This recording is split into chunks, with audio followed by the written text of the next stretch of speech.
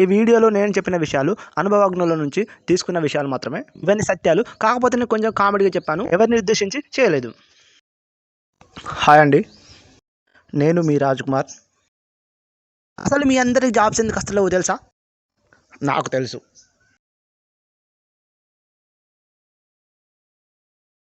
మీకందరికి jobs రాకపోవడానికి కారణం ఎవరో తెలుసా? గవర్నమెంట్ అనుకుంటున్నారా? కాదు, కాదు. నువ్వు మాత్రమే కారణం నీ జాబ్ రాకపోవడానికి. జాబ్ రావాలంటే నువ్వేం చేయాలో తెలుసా? నేను చెప్పేది విను. అది ఎలానో మీరు కూడా చూడాలనుకుంటున్నారా?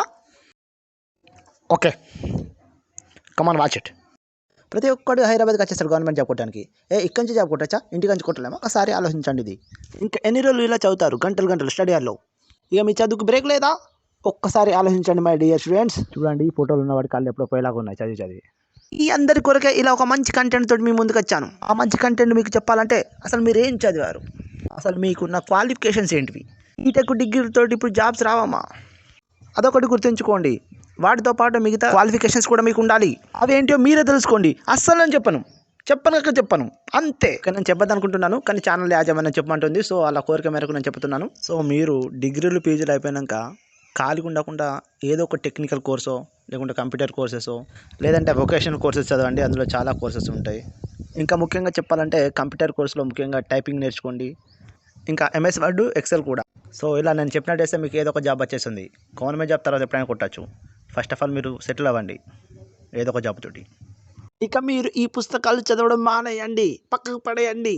నిజంగా పడేయకండి, మళ్ళీ చదువుకోండి. Okay, bye. ఈ వీడియోలో ఇంతటితోటి ముగించేశాను. నెక్స్ట్ వీడియోలో కలుసుకుందాం మళ్ళీ.